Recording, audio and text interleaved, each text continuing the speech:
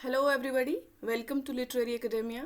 My name is Amrita, and today I'm going to discuss few most important and expected MCQs for UPLT grade exam.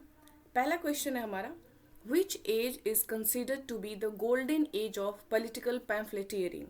तो political पैम्फलेटियरिंग मतलब pamphlet होते हैं pros writing, है ना, कि कुछ ऐसे टाइप की जो राइटिंग होती है प्रोज राइटिंग उसको कहते हैं। तो गोल्डन एज कब कब बहुत ज़्यादा लिखे गए, क्या पैम्फलेट्स कब बहुत ज़्यादा लिखे गए, तो वो उसका करेक्ट आंसर है ऑगस्टन एज। आप लोगों को पता होगा ऑगस्टन एज किस पीरियड का पार्ट है। ये है न्यू क्लासिसिज्म का पार्ट है, ठीक है। न्यू क्लासिसिज्म स्टार्ट होता है 1660 रेस्टोरेशन एज से, फिर आता है ऑगस्टन एज, और फिर ये ख़त्म हो जाता है एज ऑफ जॉनसन या एज ऑफ सेंसिबिलिटी के साथ 1798 में, जब रोमांटिक एज शुरू होता है, ठीक है। ऑगस्टन एज को एज ऑफ पोप भी बोलते हैं क्योंकि पोप जो थे ऑगस्टन एज के मेजर राइटर थे। Okay, next question.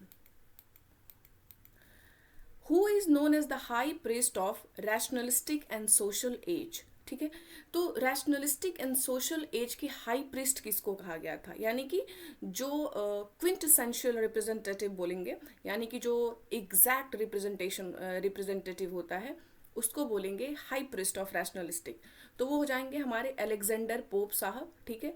ये बड़े ही फेमस राइटर थे, इनसे जल्दी कोई पंगा नहीं लेता था, क्योंकि अगर आप इन ये थोड़े भी आपसे नाराज हो गए तो आप एक सटायर लिख देते थे, है ना।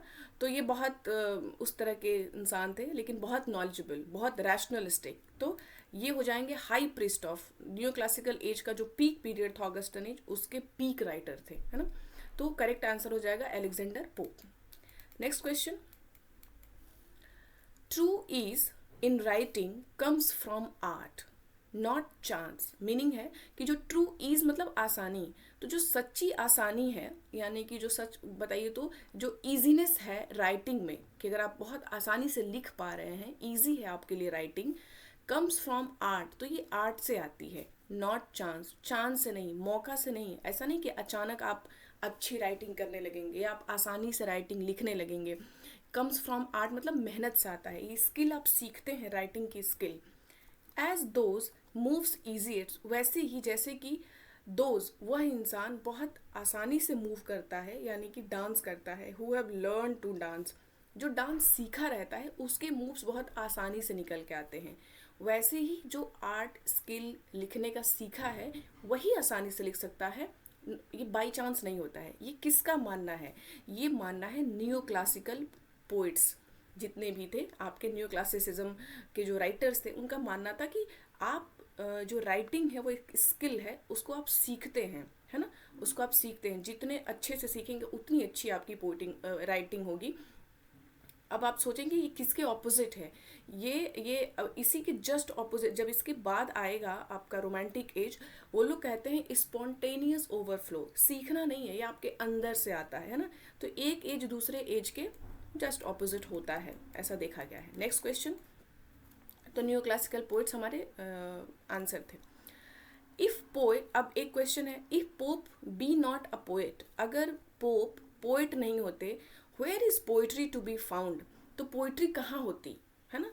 हु मेड दिस ऑब्जर्वेशन, ये ऑब्जर्वेशन किसने किया, ये किसने कहा है कि if poet not be poet, कि अगर अलेक्जेंडर पोप जो पोइट नहीं होते तो पोइट्री किस अवस्था में मिलती, ये कहना है डॉक्टर जॉनसन का। देखिए, इस तरह के क्वेश्चंस मैंने इसलिए रखे हैं कि पिछले एलटी ग्रेड के एग्जाम में एक आया था क्वेश्चन कि हु सेड अबाउट बेकन, कि या ऐसे था कि किसने कहा है बेकन के बारे में, या किसने कहा है बेकन के बारे में, किसने कहा है, कुछ ऐसे क्वेश्चन था कि the wisest, the brightest and the meanest of Mankind.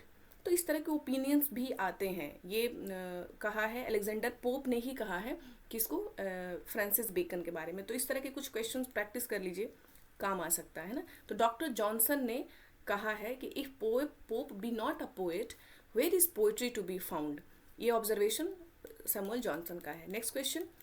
Who said I shall endeavour to enliven morality, कि आई शैल इंडेवर, मैं प्रयास करूंगा, टू इनलाइवन, पुनर्जीवित करने के लिए, मोरालिटी विद विट।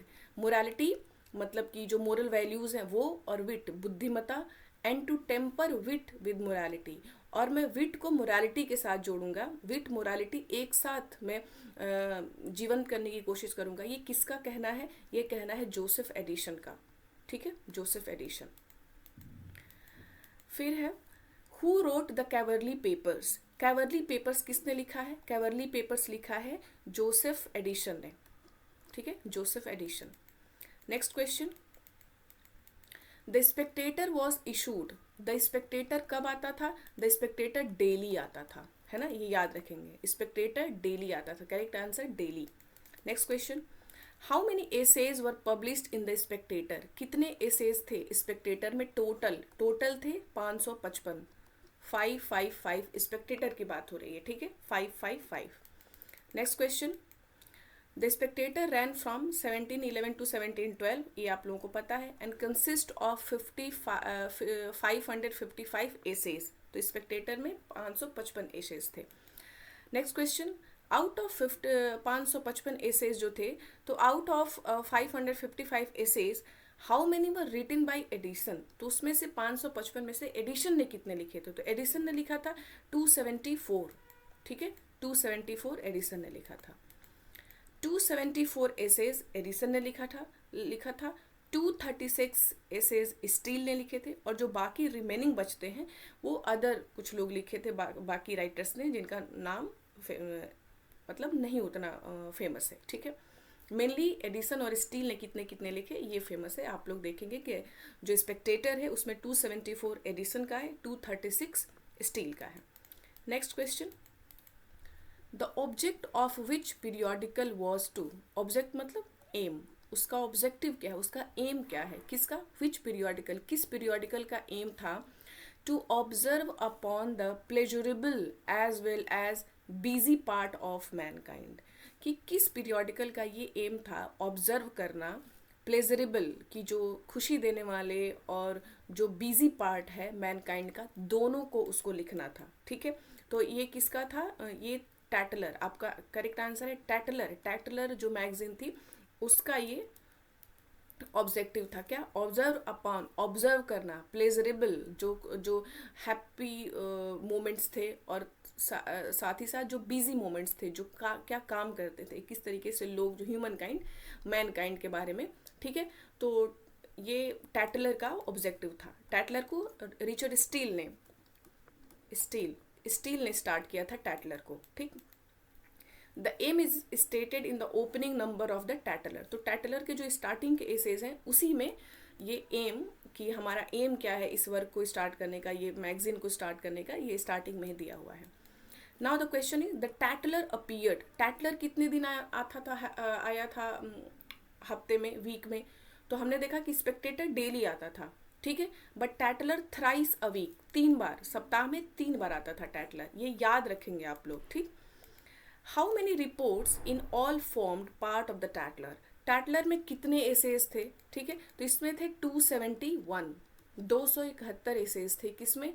टैटलर में, okay. The Tatler was founded by, next question है हमारा कि टैटलर को किसने फाउंड किया था? तो ये किया था रिचर्ड स्टील। मैंने ऊपर बताया था, ये क्वेश्चन आ भी गया। तो टैटलर स्पेक्टेटर दोनों आप समझ गए कितने एसेज थे टैटलर में, स्पेक्टेटर में कितने थे।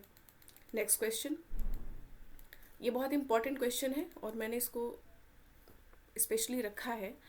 Who criticises Paradise Lost for its lack of human interest.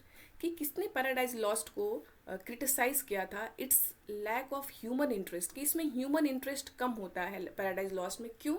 क्योंकि इसमें बहुत रिलीजियस चीज़ें हैं, जैसे कि बिब्लिकल थीम है, सुपरनेचुरल मशीनरी है, तो ह्यूमन इंटरेस्ट कम है इसमें, ह्यूमन के बारे में कम लिखा गया है। ये किसने कहा है? ये कहा है सैमुअल जॉनसन ने, डॉक्टर सैमुअल जॉनसन, ठीक है। फिर नेक्स्ट क्वेश्चन है हमारा, हु ऑब्जर्व, किसने ऑब्जर्व किया कि Dryden and Pope are the classics of not our poetry, they are classics of our prose. किसने कहा कि जो ड्राइडन थे और पोप थे वो हमारे पोइट्री के क्लासिक्स नहीं है? यानी कि जो एक होता है ना स्टॉलवर्ट, कि जो आपके सबसे अच्छे राइटर, क्लासिक्स, महान, वो पोइट्री में महान नहीं थे, वो लोग प्रोज में महान थे। ये कहा था मैथ्यू आर्नल्ड ने, बहुत इंपॉर्टेंट है, ठीक है, मैथ्यू आर्नल्ड ने कहा था। नेक्स्ट क्वेश्चन, हु रिमार्क, किसने कहा, who remarked the age of prose and reason our excellent and indispensable 18th century. किसने कहा, किसके बारे में, 18th सेंचुरी के बारे में रिमार्क किसने दिया है, उसके बारे में कहा है 18th सेंचुरी के बारे में, the age of prose and reason, कि जो 18th सेंचुरी है वो कैसा एज है, age of prose and reason है। अभी हमने पढ़ा था पॉलिटिकल पैम्फलेटियरिंग, पैम्फलेट्स लिखे जा रहे थे, एसेज लिखे जा रहे थे, मैगजीन्स निकल रही थी। आवर एक्सीलेंट, सबसे महान, सबसे अच्छा, फ्लॉलेस, इनडिस्पेंसिबल, जिसको इग्नोर न किया जा सके, 18th सेंचुरी, ये कहा है आपके मैथ्यू आर्नल्ड ने। The age of prose and reason इतना आप लोगों ने सुना होगा, बट उसके आगे इन्होंने कहा है our excellent and indispensable 18th century. किसने, Matthew Arnold. Next question, who said, किसने कहा, a thought to Donne, Donne के बारे में सोचना, वॉज एन एक्सपीरियंस, ये एक अपना अनुभव है, इट मोडिफाइड हिज सेंसिबिलिटी। ठीक है, तो ये डन जो थे हमारे मेटाफिजिकल राइटर्स में सबसे फेमस राइटर थे और इम्पॉर्टेंट राइटर थे। उस सेंस में कहा गया है कि जो डन थे उन्होंने सेंसिबिलिटी के साथ साथ उन्होंने रीज़न पे भी, सेंस पे साथ साथ रीज़न को भी फोकस किया था। उसी सेंस में ये कौन बोल रहे हैं, टी.एस. एलियट। इन्होंने मेटाफिजिकल राइटर्स को अप्रिशिएट किया था, लेकिन बाद में, मॉडर्न एज में।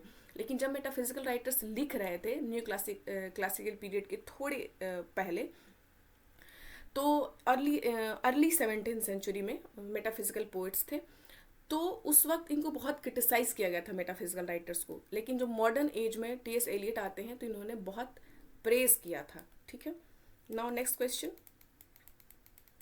ये पीडीएफ में भेज दूंगी, आप लोग टेलीग्राम चैनल ज्वाइन कर लीजिएगा। T S. Eliot got the title of his poem the Waste Land from Miss Weston's book. तो टी.एस. एलियट का जो वर्क था द वेस्ट लैंड 1922 में जो आता है, ठीक है, और ये इसका जो टाइटल है वो किस बुक से लिया गया है, तो मिस वेस्टर्न के बुक से लिया गया है। कौन सा बुक है, from ritual to romance, from ritual to romance. ठीक है, द वेस्टलैंड जो है पहले क्राइटेरियन में आती है, क्राइटेरियन ये एक मैगजीन है, फिर डायल में आती है और फिर बुक फॉर्म में आती है। आप लोगों को ये पता होना चाहिए। ठीक है, मैंने बताया है पहले भी वीडियो में। क्राइटेरियन में ये अक्टूबर में आएगी, ठीक है, डायल में ये नवंबर में आएगी और बुक फॉर्म में ये दिसंबर में आएगी। वही 1922 का ही है, तीनों 1922। ठीक है, तो इतना आप लोग याद रखेंगे। Next question, who is brilliant mathematician, कि सबसे ब्रिलियंट मैथमेटिशियन कौन है। ये अलग तरह का क्वेश्चन है, ये लिटरेचर से रिलेटेड नहीं है। हालांकि राइटर हम हमारे सिलेबस में है तो एक क्वेश्चन इंपॉर्टेंट बनता है। बर्ट्रैंड रसल, बर्ट्रैंड रसल क्या है, ये मैथमेटिशियन थे। एनालिटिकल फिलॉसफी को इन्होंने मतलब इन्वेंट किया था, उसकी बात की थी इन्होंने। इनको नोबेल मिला था 1950 में। ये क्वेश्चन इंपॉर्टेंट है। बर्ट्रैंड रसल मैथमेटिशियन थे और इनको नोबेल मिलता है 1950। Next question, who is the real advocate of surrealism. Surrealism का एडवोकेट कौन है। देखिए सरियलिज्म क्या कहता है कि whatever reality we are seeing in front of our eyes, कि जो कुछ भी रियलिटी हम अपने आंखों के सामने देखते हैं वो सच नहीं है, तो फिर सच क्या है। सरियलिज्म कहता है, देखिए सच और झूठ को ही इस्टेब्लिश करने के लिए सब कुछ लिखा गया। ये सारे पैंतरेबाजी सिर्फ सच और झूठ को इस्टेब्लिश करने के लिए, सच को 100 नज़रों से देखा गया, सबका अपना अपना सच है। तो उसी क्रम में सरियलिज्म ने कहा कि ठीक है, सब लोग कह रहे हैं, सारे थियरिस्ट कह रहे हैं कि जो आंखों से दिख रहा है वो सच नहीं है, तो सब सच क्या है। तो सरियलिज्म मानता है कि सच आपके अनकॉन्शियस माइंड में है, जो कि आपके फ्रायड ने बोला था, इड ईगो सुपर ईगो दिया था। तो उन्होंने कहा था कि जो आपका अनकॉन्शियस माइंड है वो बहुत पावरफुल होता है, जो कि हम नींद, जब हम सोते हैं और जो हमें सपने आते हैं वो आपके अनकॉन्शियस माइंड से आता है, और वो बहुत बहुत वास्ट है, आपको रियलाइज़ भी नहीं होता है। तो सरियलिज्म का मानना है कि जो हमारे अनकॉन्शियस माइंड में है वही रियलिटी है, जो हम सपने में देखते हैं, जो निकल के आता है सपना, उसको डिकोड करिए, दैट इज़ द रियलिटी। तो अनकॉन्शियस माइंड की बात करता है सरियलिज्म, अनकॉन्शियस माइंड की रियलिटी की बात करता है। और इसके एडवोकेट थे, मतलब इसको आगे ले जाने वाले थे एंड्रे ब्रेटन। ठीक है, एंड्रे ब्रेटन। तो अगर कहीं ऐसे कुछ भी क्वेश्चन बनाएगा, सरिलिज्म से मिलता जुलता ऑप्शन कुछ आएगा एंड्रे ब्रेटन, तो आप लोग इसी को मार के निकल लीजिएगा, ठीक है। Next question, who is a movement poem. अब पोएट, अब ये जो क्वेश्चन है नेट वालों का फेमस क्वेश्चन, फिलिप लार्किन के अगर टेक्स्ट से क्वेश्चन नहीं आ रहा है तो फिलिप लार्किन से यही एक क्वेश्चन बनता ही है, क्या पता कि क्वेश्चन सेम टू सेम रख दिया जाए कि who is a movement poet. Movement poet कौन था, इन चार में से फिलिप लार्किन का नाम आप लोग समझ जाइए कि मतलब मूवमेंट पोएट में रट जाइए फिलिप लार्किन को। और ये क्या था, ये जो मूवमेंट था द मूवमेंट, इसका नाम ही था द मूवमेंट। ये था विच इम्फेसाइज, ये जोर देता था क्लैरिटी पे, रेस्ट्रेंट यानी कि एक एक एक लिमिट होनी चाहिए, irony, rejection of romantic and modernist excess, कि बहुत ज़्यादा रोमांटिक इंक्लिनेशन नहीं होना चाहिए, बहुत ज़्यादा मॉडर्निस्ट थीम नहीं होना चाहिए। आप देखिए न्यू क्लासिकल का थोड़ा थोड़ा इन इसमें देखने को मिलेगा आपको, क्लैरिटी, रेस्ट्रेंट, आयरनी, ये तो न्यू क्लासिसिज्म के थीम्स थे, ऐसे ऐसे रूल्स थे, उसमें इसको प्रैक्टिस किया जाता था। तो फिलिप लार्किन मॉडर्न राइटर थे, लेकिन फिर भी ये द मूवमेंट से रिलेटेड थे, मूवमेंट से, उसका नाम ही था द मूवमेंट, उससे रिलेटेड थे। और इन्होंने रिजेक्ट किया था रोमांटिक एंड मॉडर्निस्ट एक्सेस को, ठीक है। Next question, who said my face looks like a wedding cake left out in the rain. अब ये थोड़ा ये W.H. ऑर्डन का कहना है, और इन्होंने सेल्फ मॉकरी में बोला था, खुद का मजाक उड़ाते हुए इन्होंने बोला था कि माई फेस लुक्स लाइक, मेरा फेस वैसा लगता है जैसे कि कोई वेडिंग केक हो और बारिश में बाहर छूट गया हो, है ना। तो ये किसका कमेंट है, W.H. ऑर्डन का, बहुत फेमस है ये स्टेटमेंट, ठीक है, इसलिए रखा है। What is the real name of George Orwell. जो जॉर्ज ऑरवेल आप लोग बोलते रहते हैं, जॉर्ज ऑरवेल जो है ये पेन नेम है, ठीक है, पेन नेम, सीडोनेम, जो भी आप कहिए। तो रियल नेम क्या था, रियल नेम था एरिक आर्थर ब्लेयर। देखिए यहाँ पे आर्थर नहीं जुड़ा है, यहाँ पे आप आर्थर जोड़ देंगे, एरिक आर्थर ब्लेयर, ठीक है, ये इनका नाम है, Eric Arthur Blair. Next question, Orwell's Animal Farm deals with. तो एनिमल फार्म कब आता है, 1945, है ना, 1945 में आता है एनिमल फार्म, और ये डील करता है कम्युनिज्म से। किसे डील करता है, कम्युनिज्म इसका थीम है, okay. Next question, who says earth is the right place for love. कि जो धरती है, जो जिस पृथ्वी पे हम लोग रहते हैं, ये प्रेम के लिए सबसे अच्छी जगह है, ये कहते हैं रॉबर्ट फ्रॉस्ट। किस पोयम में, याद होगा आप लोगों को, बर्चेज मैंने पढ़ाया था लाइन बाय लाइन। तो बर्चेज में बोलते हैं कि earth is the right place for love.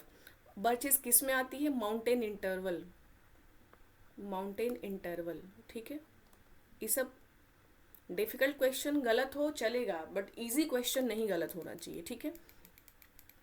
Next question, who said but I have promises to keep and miles to go before I sleep. बहुत फेमस है, रॉबर्ट फ्रॉस्ट, ठीक है। Next question, which novel of Salman Rushdie has won the Booker prize as well as James Tait Black Memorial Prize. तो Booker prize, Salman Rushdie बहुत famous writer है, Indian writer है, London में रहते हैं, ओके, और बड़े क्रिटिक्स के निशाने पे रहते हैं। हैज़ वन बुकर प्राइज, इनका एक बहुत फेमस वर्क है, उसको बुकर प्राइज मिलता है। James Tait Black Memorial Prize भी मिलता है, वो वर्क है इनका मिडनाइट चिल्ड्रन। मैजिक रियलिज्म का बहुत अच्छा एग्जाम्पल है, ठीक है। इसका देखिए कुछ नोट्स हैं यहाँ पे।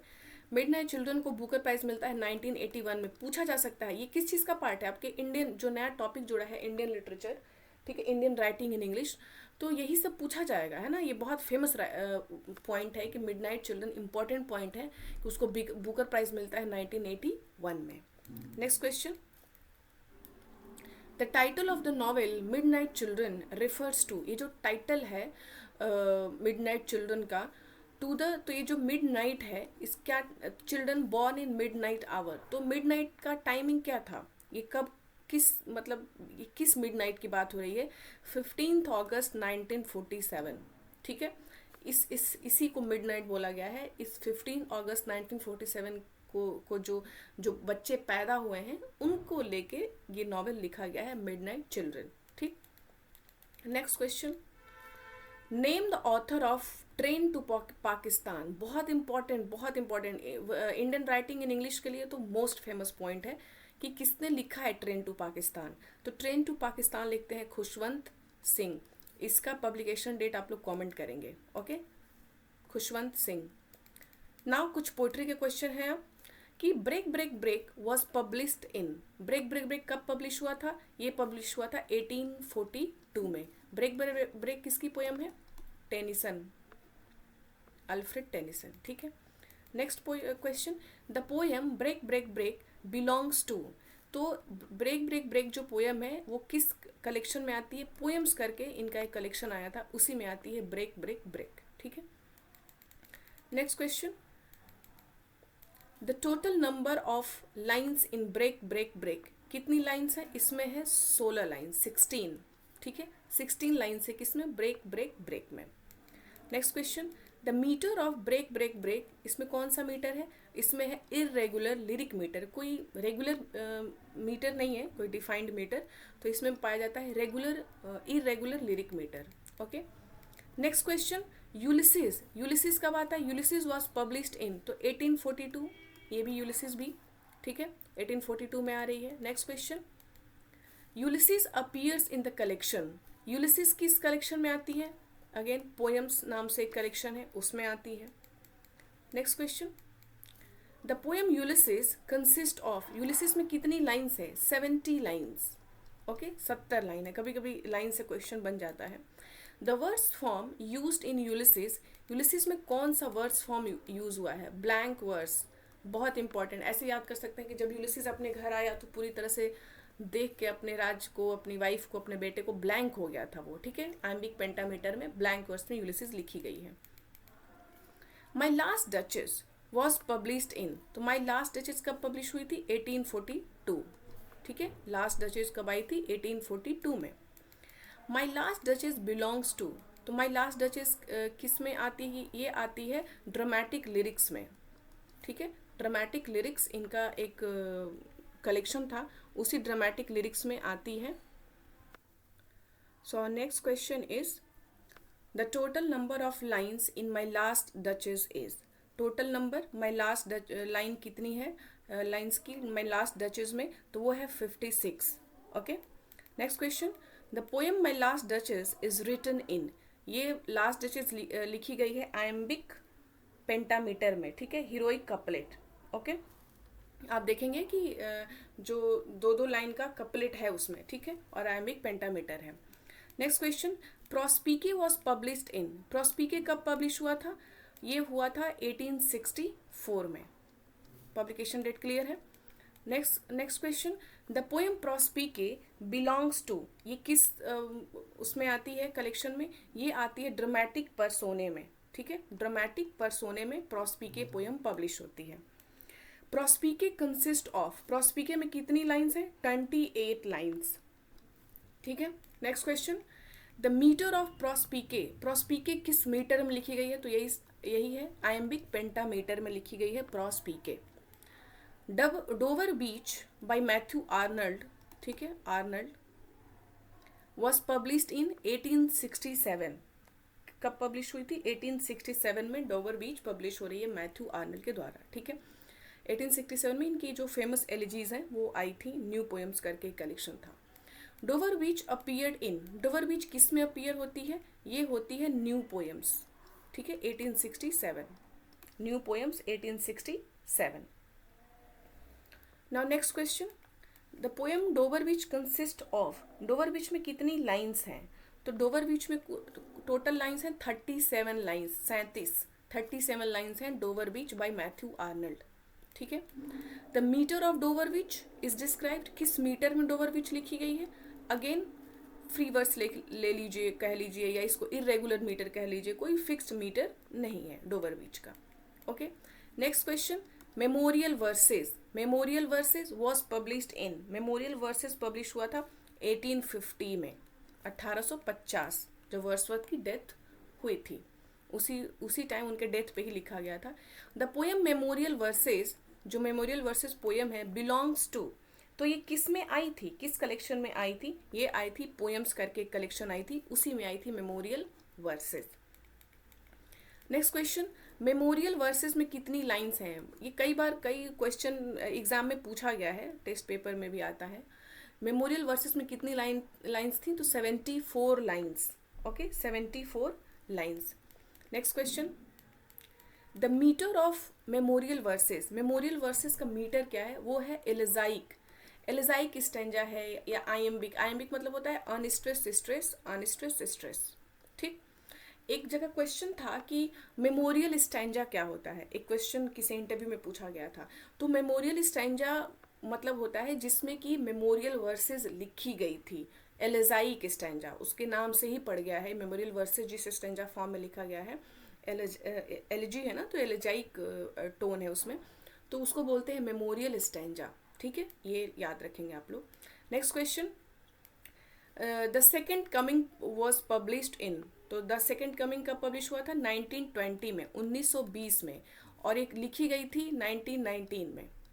1919 में कंपोज हुई थी और पब्लिश हुई थी 1920 में। Next question, the second Coming appears in which collection? किस कलेक्शन में आई थी सेकेंड कमिंग? तो माइकल रॉबर्टिस एंड डांसर्स। इसके पहले जो सेकेंड कमिंग थी वो आई थी द ब्लास्ट। नहीं, इस ये वाली नहीं आई थी, आई एम सो सॉरी। इसको यहाँ से रखेंगे, the second Coming appears in which collection? Michael Robartes and Dancers. ठीक है। The total number of lines in the second Coming में टोटल नंबर ऑफ लाइन्स कितनी थी? वो थी 22 लाइन्स थी सेकेंड कमिंग में total lines. The metre of Second Coming is best described as. कौन सा मीटर यूज हुआ है द सेकेंड कमिंग में? ठीक है, तो सेकेंड कमिंग में हुआ है, इसको बोलेंगे रफ आयम्बिक। आयम्बिक ही है, यानी कि अनस्ट्रेस स्ट्रेस। लेकिन रफ इसलिए कहा गया है कि कोई फिक्स्ड नहीं है कि कितनी बार आएगा। 5 बार आएगा तो पेंटामीटर होगा, 3 बार आएगा तो टेट्रामीटर हो जाएगा, ट्राईमीटर। 4 बार आएगा तो टेट्रामीटर। तो कोई फिक्स्ड नहीं है, इसलिए इसको रफ आयम्बिक बोला गया है। ठीक है, the second coming. Next question, sailing to Byzantium was published in. तो सेलिंग टू बाइजेंटियम आता है 1928 में, 1928 में आता है। Sailing to Byzantium belongs to which collection? किस कलेक्शन में आता है सेलिंग टू बाइजेंटियम? तो द टावर में आएगा। ठीक है, द टावर में। उसके बाद आता है नेक्स्ट क्वेश्चन हमारा, the poem sailing to Byzantium consist of. Sailing to Byzantium में कितनी लाइन्स हैं? तो 32 लाइन्स हैं। ठीक है, 32 lines. The words form of sailing to Byzantium किस फॉर्म में लिखा गया? स्टेंजा फॉर्म क्या है? तो स्टेंजा फॉर्म है ओटेवा रिमा। ओटेवा मतलब होता है 8 और रिमा 8 लाइन्स का एक स्टेंजा। ठीक है, और आयम्बिक पेंटामीटर, अनस्ट्रेस्ड स्ट्रेस 5 बार पेंटामीटर, तो वो हो जाएगा आयम्बिक पेंटामीटर। ओटेवा रिमा स्टेंजा कितनी है वो ओटेवा रिमा बता रहा है कि 8 लाइन का। ठीक है, ओटेवा रिमा को आप लोग अगर पिछली वीडियो देखे होंगे तो बताएंगे कि किसने इंग्लैंड में इंट्रोड्यूस किया था। ठीक है, next question, the wasteland was published in. Wasteland कब पब्लिश हुआ था? 1922 में, सबको पता होगा, easy question. Next, the wasteland is best described as. Wasteland को अगर बेस्ट डिस्क्राइब किया गया है? ये इंडिविजुअल पोएम था, ना ये एपिक पोएम है, ना ड्रामेटिक मोनोलॉग है, ना सोनेट सीक्वेंस है। Individual poem T S. एलियट ने लिखा था। The total number of lines in the wasteland 434 lines. 434 line है द वेस्टलैंड में। ठीक है, द मीटर ऑफ वेस्टलैंड। अब ये थोड़ा ट्रिकी क्वेश्चन है। ठीक है, फ्री वर्स है लेकिन ब्लैंक वर्स में भी कुछ पार्ट्स हैं। ठीक है, फ्रैगमेंटेड मीटर है। अब आप ऑप्शन देखेंगे कि किस तरह का ऑप्शन आता है। अगर ऐसे ही 4 दे दिया तो आप फ्री वर्स में जाएंगे, अगर फ्री वर्स नहीं है तो ब्लैंक वर्स में जाएंगे। ठीक, थोड़ा सा ये डिबेटेबल क्वेश्चन है क्योंकि दोनों ही चीज़ें पाई जाती हैं, ब्लैंक वर्स भी फ्री वर्स में। अब ये डिपेंड करता है कमीशन पे कि वो क्या एक्सेप्ट करता है। ठीक, in memory of W Yeats was published in. In memory of W Yeats कब पब्लिश हुआ था? ये पब्लिश हुआ था 1940 में। ठीक है, 1940, 1940। नेक्स्ट क्वेश्चन, किसने लिखा था? ये ऑर्डन की पोएम है, W.H. Auden. Next question, the poem in memory of W.B. Yeats belongs to the collection, किस में आया था? ये आया था अनदर टाइम।